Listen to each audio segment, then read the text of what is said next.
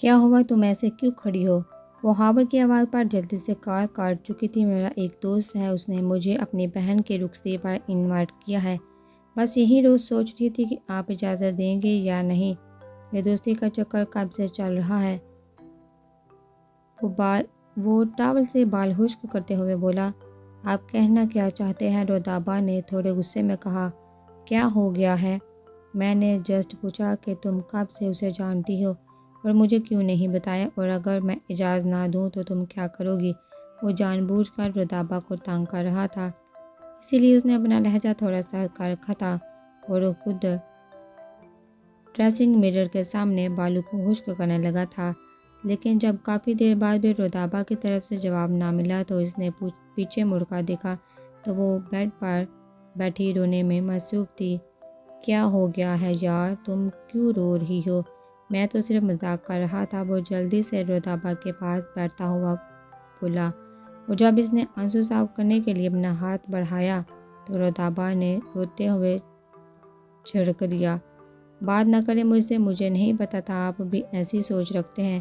کسی جاہل انسان سے ایسی سوچ کی امید کی جا سکتی ہے، لیکن آپ کی سوچ ایسی ہوگی اس بات کا اندازہ نہیں تھا مجھے، وہ سوسو کرتی ہوئی بولی۔ اچھا نا یار، اب بس بھی کر دو، میں سچ میں مذاق کر رہا تھا۔ اچھا رونا بند کرو، میں اپنے طریقے سے کرواؤں؟ وہ آنکھوں میں شرارت لاتے ہوئے بولا۔ رودابا نے اس کی بات پر جلدی سے آنکھوں سے آنسو صاف کیے تھے۔ یہ ہوئی نا بات، گڈ گرل۔ اچھا اب ایک خوبصورت سے سمائل بھی کرو، زیادہ فری نہ ہو میرے ساتھ آپ۔ وہ دوپٹہ ٹھیک کرتے ہوئے بولی۔ اف، اسی انداز پر تو ہم دل ہار بیٹھے تھے۔ وہ دل پر ہاتھ رکھتے ہوئے بیڈ پر لیٹ گیا اور نہ چاہتے ہوئے بھی رودابا کے چہرے پر اسمائل آ گئی۔ شکر ہے تم مسکرائی تو، سچ کہتے ہیں بیگم کو منانے کے لیے ہزاروں جتن کرنے پڑتے ہیں۔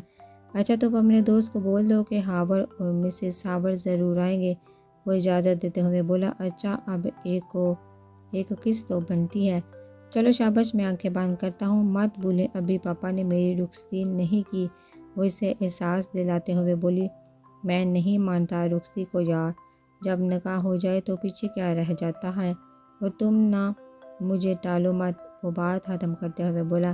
اچھا ایک کام کرتے ہیں، میں ہی کر لیتا ہوں، وہ تھوڑا اٹھتے ہوئے بولا۔ نہیں نہیں نہیں، میں کرتی ہوں، وہ اس کے سینے پر ہاتھ رکھتے ہوئے بولی۔ آنکھیں بند کرے ہاور جو آنکھیں کھولے رودابا کے چہرے کے تاثرات نوٹ کر رہا تھا، رودابا کے حکم پر فوراً آنکھیں بند کر گیا۔ رودابا نے ایک ٹھنڈی آہ بھری اور آہستہ سے اس کی پیشانی پر اپنے ہونٹوں کا لمس چھوڑا اور فوراً باہر کی جانب بھاگ گئی تھی، لیکن ہاور نے اسے بازو سے پکڑ لیا تھا۔ یہ کیا تھا میڈم؟ وہ سوالیہ لہجے میں بولا۔ تنگ نہ کریں اور ہاتھ چھوڑیں میرا، وہ ہاتھ چھڑاتے ہوئے بولے۔ شرم سے اس کا پورا فیس ریڈ ہو گیا تھا۔ ہاور نے اسے کھینچ کر اپنے سینے سے لگایا تھا اور زور سے اس کے گال پر بوسہ دیا تھا۔ یہ ہوتی ہے کس میڈم؟ رودابا نے شرم سے منہ اس کے کشادہ سینے میں چھپا لیا۔ کیا ارادہ ہے میڈم، میں آج آفس سے چھٹی نہ کر لوں، کیونکہ تم تو قیامت تک منہ پر نہیں اٹھاؤ گی، وہ مسکراتے ہوئے بولا۔ بہت ہی کوئی بے شرم انسان ہے آپ، وہ اس کے سینے پر مکہ مارتے ہوئے بولی اور جلدی سے دور ہو کر باہر کی جانب بڑھ گئی۔ بیگم تیار رہنا، میں آفس سے جلدی آ جاؤں گا، وہ پیچھے سے ہانگ لگاتے ہوئے بولا۔ ان دونوں کی محبت ایسی ہی تھی، کبھی نہ ختم ہونے والی۔ رودابا نے دھڑکتے دل پر قابو پاتے ہوئے صوفیہ بیگم کے کمرے میں قدم رکھا۔ برہان کو جب سے یہ پتہ چلا تھا کہ اذہان کے ساتھ ہی اقبا کی بھی انگیجمنٹ ہے تو وہ بجھے دل کے ساتھ سگریٹ سلگاتا ہوا اپنے روم میں بند تھا۔ جب عارف صاحب نے کمرے کا دروازہ کھول کر لائٹ آن کی۔ یہ تم کیا اندھیرے میں سگریٹ پی رہی ہو بیٹا، کون سا غم لگ گیا ہے؟ اپنے باپ کو بھی نہیں بتاؤ گے؟ وہ اپنے بیٹے کی حالت سے اچھے سے واقف تھے، کیونکہ اذہان نے انہیں پہلے سب بتا دیا تھا، اسی لیے وہ اس کا ہٹ چھپاتے ہوئے تھوڑا سنجیدہ انداز میں بولے۔ نہیں ڈیڈ، کچھ نہیں، بس آفس کی کچھ پرابلم ہے، اور تو کوئی بات نہیں، وہ جھوٹ بولتا ہوا بولا۔ اچھا لیکن بیٹا بزنس میں یہ سب تو چلتا رہتا ہے، اس میں پریشان ہونے والی کیا بات ہے، تم فکر نہ کرو، سب ٹھیک ہو جائے گا۔ وہ اس کے کندھے پر ہاتھ رکھتے ہوئے بولے۔ اور آج تو حوریہ بیٹی کی رخصتی بھی ہے، مجھے احمد صاحب نے کال کر کے انفارم کیا ہے، تو بیٹا تم جلدی سے ریڈی ہو جاؤ، آخر کو تمہارا بچپن کا دوست ہے، نہیں ڈیڈ، میں نہیں جاؤں گا، مجھے ایک ضروری میٹنگ میں جانا ہے، آپ اور ماما چلے جائیں۔ وہ صاف انکار کرتا ہوا بولا، بیٹا اذہان کیا سوچے گا، چلو اٹھو شاباش تیار ہو جاؤ، اور اب میں انکار نہیں سنوں گا۔ وہ دو ٹوک انداز میں بولے۔ برہان نے بجھے دل کے ساتھ سگریٹ کو پھینکا اور خود بنا کوئی جواب دیے فریش ہونے چلا گیا، کیونکہ وہ جانتا تھا اس کے دل کی حالت اس کے علاوہ اور کوئی نہیں جانتا، اس لیے کچھ بھی کہنا بیکار تھا۔ برہان کے جانے کے بعد عارف صاحب مسکرائے بنا نہ رہ سکے۔ تھوڑی دیر بعد وہ سب تیار ہو کر احمد صاحب کی طرف نکل گئے تھے، جہاں سب تیاریاں مکمل ہو چکی تھی۔ حال کا خوبصورت ماحول بھی برہان کو متاثر نہ کر سکا۔ وہ خاموشی سے ایک مناسب جگہ پر بیٹھ گیا۔ وہ راستے اسے ارحم آتا ہوا دکھائی دیا۔ مسٹر برہان آئے ہیں، کیسے ہیں آپ جناب؟ وہ اس کے ساتھ بغل گیر ہوتا ہوا بولا۔ آپ نے دوبارہ اپنی شکل ہی نہیں دکھائی، وہ اس کے نہ آنے پر چوٹ کرتا ہوا بولا۔ بس یار، کچھ مصروفیت کی وجہ سے دوبارہ تم سے سامنا ہی نہیں ہو پایا۔ شکر ہے آپ آج اپنے اس امپورٹنٹ ڈے پر پہنچ گئے، مجھے تو یہ بھی امید نہیں تھی۔ برہان کو شک میں ڈال کر وہ ہال سے اندر آتے رودابہ کا ویلکم کرنے کے لیے اٹھ کھڑا ہوا۔ پیچھے برہان سچ میں حیران اور سوچنے پر مجبور ہو گیا تھا کہ یہ اس کے لیے کیسے امپورٹنٹ دن ہو سکتا ہے۔ Welcome Mrs Hauer and Mr Hauer, وہ ان دونوں کا ویلکم کرتے ہوئے بولا۔ شکریہ مسٹر ارحم، رودابہ بھی اسی کے لہجے میں جواب دیتے ہوئے بولی اور ہاور کے ساتھ آگے بڑھ گئی۔ اذہان جو ابھی ابھی ہال میں انٹر ہوا تھا، جیسے ہی اس کی نظر ہاور پر پڑی وہ غصے سے بے جتاب کھا کر رہ گیا۔ ماتھے پر غصے کی ہزاروں شکنیں پڑ گئی تھی۔ تم یہاں کیا کر رہے؟ وہ اس کے سر پر جا کھڑا ہوا۔ اذہان کو دیکھ کر ہاور بھی چونک گیا تھا، لیکن خود کو کنٹرول کرتے ہوئے وہ بھی اٹھ کھڑا ہوا۔ اگر یہی سوال میں تم سے کروں تو؟ وہ بھی تھوڑا غصے میں بولا۔ تو مسٹر ہاور، یہ فنکشن میں نے ہی منعقد کیا ہے، اس فنکشن کا آنر میں ہوں۔ اب تم مجھے بتاؤ تم یہاں کیا کر رہے ہو؟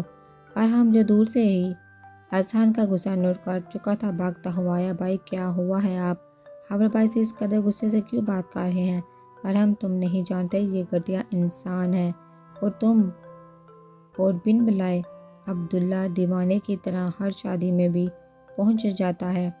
بس کرے بھائی، میں نے بلایا ہے ان کو، رودابہ میری دوست ہے اور بابا سے پوچھ کر انوائٹ کیا تھا میں نے ان لوگوں کو، اور گھر مہمان کے ساتھ آپ ایسا سلوک کریں گے؟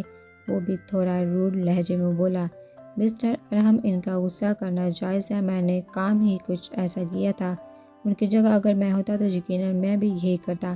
اپنی غلطی پر میں بہت شرمندہ ہوں، میں نے حوریہ سے بھی معافی مانگ لی تھی اور آج آپ سے بھی معافی مانگتا ہوں، اور امید ہے آپ مجھے معاف کر دیں گے۔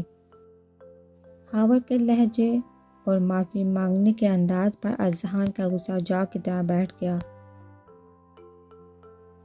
ہاور بھائی آپ کیوں معافی مانگ رہے ہیں؟ ارحم نے حیران ہوتے ہوئے پوچھا۔ یار میں نے کچھ ایسا کام کیا تھا جس پر ان کا غصہ کرنا جائز ہے، ان سے کہیں مجھے معاف کر دے یا پھر ہم لوگ یہاں سے چلے جاتے ہیں۔ وہ تھوڑا رنجیدہ ہوتا ہوا بولا۔ چپ کر کے بیٹھو ورنہ ٹانگیں توڑ دوں گا اگر ایک قدم بھی باہر کی جانب بڑھایا۔ اذہان ہاور کو وارن کرتے ہوئے بولا۔ اوکے بات جیسے آپ کہیں۔ تھینک یو سو مچ اذہان، تم نے مجھے معاف کر دیا، اور اس کے ساتھ بغل گیر ہوتا ہوا بولا، جبکہ رودابہ ابھی تک شاک کی کیفیت میں تھی۔ اسے سمجھ نہیں آ رہا تھا یہ سب کیا چل رہا ہے۔ بھابھی آپ اتنا مت سوچیے، آپ کے ہسبینڈ کی حرکت ہی کچھ ایسی تھی، اس بارے میں آپ خود ان سے بات کرنا۔ اذہان رودابہ کو گمسم دیکھا بولا۔ وہ دونوں ابھی باتیں کر رہے تھے جب عاقبہ اور حوریہ ہال سے اندر آتی ہوئی دکھائی دی۔ اب دیکھتا ہی رہے گا یا پھر بھابھی کو ہاتھ پکڑ کر اسٹیج تک لانے میں بھی مدد کرے گا؟ ہاور اذہان کی نظروں پر چوٹ کرتا ہوا بولا۔ ہاور کی بات پر وہ جلدی سے اسٹیج کی جانب بڑھا۔ تم بھی آؤ برہان بیٹا، عاقبہ کو اسٹیج تک لے جانے میں میری مدد کرو۔ برہان کی ماما نائلہ بیگم نے اپنے ہوبرو بیٹی کی طرف دیکھتے ہوئے کہا۔ برہان جو عاقبہ کی خوبصورتی میں کھوسا گیا تھا، نائلہ بیگم کی آواز سے ہوش کی دنیا میں آیا۔ ماما میں کیسے؟ مطلب میں کیوں لے کر جاؤں؟ آپ یہ کیا کہہ رہی ہیں؟ وہ ایک ہی سانس میں ہزاروں سوالات کر چکا تھا۔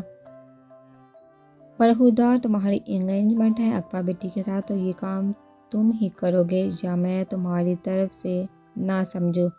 عارف صاحب نے برہان پر حیرتوں کا پہاڑ گراتے ہوئے کہا۔ وہ سوچ بھی نہیں سکتا تھا کہ اس کے گھر والے بھی اذہان ہٹلر کے ساتھ ملے ہوئے تھے۔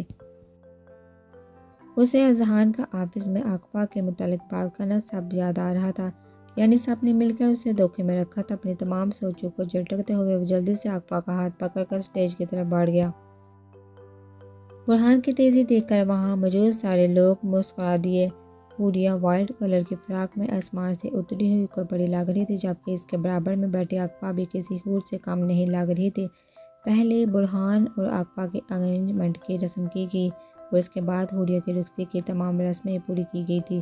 برہان نے سب کی نظر سے بچا کر اقوا کا ہاتھ پکڑ لیا تھا۔ یہ آپ کیا کر رہے ہیں؟ اقوا نے ہاتھ کی طرف اشارہ کرتے ہوئے کہا۔ جان من، ابھی تو کچھ کیا ہی نہیں ہے۔ آپ کے اس ہٹلر بھائی کو عقل میں بعد میں دوں گا جس نے مجھے 1 مہینے سے سولی پر لٹکایا ہوا تھا۔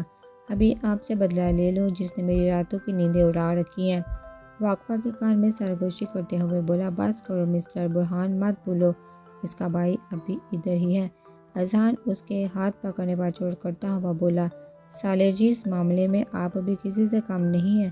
پہلے اپنے گریبان میں جھانکے پھر بات کرنا۔ وہ بھی دو بدو جواب دیتے ہوئے بولا۔ برہان کی بات پر حوریہ نے جلدی سے اپنا ہاتھ اذہان کے ہاتھ سے نکال لیا۔ برہان کی بات اذہان کو عقل کرنے کے لیے کافی تھی۔ اس کا چہرہ دیکھ کر برہان کے دل میں ٹھنڈ پڑ چکی تھی۔ دونوں کی نوک جھونک آج بھی ختم نہیں ہوئی تھی۔ برہان، اقوا کی انگیجمنٹ اور حوریہ کی رخصتی کے مراحل بہت اچھے طریقے سے گزر چکے تھے۔ حوریہ ایک بار پھر سجی سنوری اذہان شاہ کے کمرے میں بیٹھی تھی، جب اقوا اب دروازے میں اذہان کا راستہ روکے کھڑی تھی۔ آفی بیٹا، بھائی کو تنگ نہیں کرتے، تم تو اچھی بچی ہو نا، سائڈ پہ ہو جاؤ۔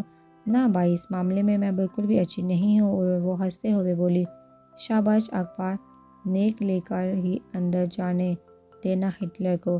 پیچھے سے برہان نے آواز لگائی تھی۔ جب کافی دیر بعد بھی وہ سائڈ پر نہ ہوئی تو اذہان نے تھک ہار کر اپنا والر اس کے ہاتھ میں دے دیا۔ اب تو سائڈ پر ہو جاؤ میری ماں، وہ ہاتھ جوڑتا ہوا بولا۔ اقوا مسکراتی ہوئی پیچھے ہو گئی۔ اذہان نے سب سے پہلے جلدی سے دروازے کو لاک کیا، کیونکہ ان لوگوں کا کوئی بھروسہ نہیں تھا، پھر تنگ کرنے آ جاتے۔ اذہان کی پھرتی دیکھ کر حور نے اپنی ہنسی کو کنٹرول کرنے کے لیے منہ پر ہاتھ رکھ لیا تھا، جبکہ اذہان اس کی ہنسی دیکھ چکا تھا۔ مسز شاہ، آپ کو بہت ہنسی آ رہی ہے، 1 سیکنڈ میں آپ کی ہنسی بند کروا سکتا ہوں، وہ اس کے پاس بڑھتا ہوا بولا۔ اور اذہان کی بات پر حوریہ کا رنگ اڑ گیا تھا۔ ہاں ہاں ہاں، ایک تو بیگم آپ بڑی جلدی ڈر جاتی ہیں۔ اذہان کہلکاتا ہوا بولا، ویسے بہت شکریہ میری لائف میں کمپلیٹلی طور پر آنے کے لیے۔ وہ اس کی طرف جھکتا ہوا بولا، ویسے آج تو تم سچ میں کوئی حور لگ رہی ہو۔ وہ حوریہ کو گہری نظروں سے دیکھتا ہوا بولا، پلیز ایسے نہ دیکھیں مجھے۔ وہ اذہان کی آنکھوں میں ہاتھ رکھتے ہوئے بولی، نہ جان، آج تم مجھے نہیں روک سکتی۔ اذہان نے بہت محبت سے اس کا وہی ہاتھ چومتے ہوئے کہا، اور اس کے گلے میں وائٹ کلر کی نیکلس کو اتارتا ہوا سائڈ پر رکھ چکا تھا۔ شاید آپ، وہ اتنا ہی بول پائی تھی جب اذہان نے اس کے ہونٹوں پر انگلی رکھ دی۔ سویٹ ہارٹ، آج تم کچھ نہیں بولو گی، صرف مجھے سنو گی۔ حوریہ کے پاس اب بھاگنے کا کوئی راستہ نہیں تھا۔ ساری رات وہ اسے اپنی محبت کا احساس دلاتا رہا تھا۔ صبح کھڑکی سے اندر آتی سورج کی روشنی سے حوریہ کی آنکھ کھلی تھی۔ اس نے اپنے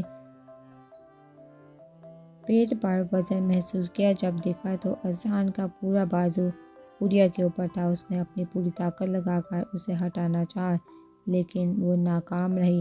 اپنی پوری سانسوں کو بحال کرتے وہ چھت کو گھورنے لگی اور رات کی اذہان کی شدتیں یاد کر کے اس کا چہرہ خون جھلکنے لگا۔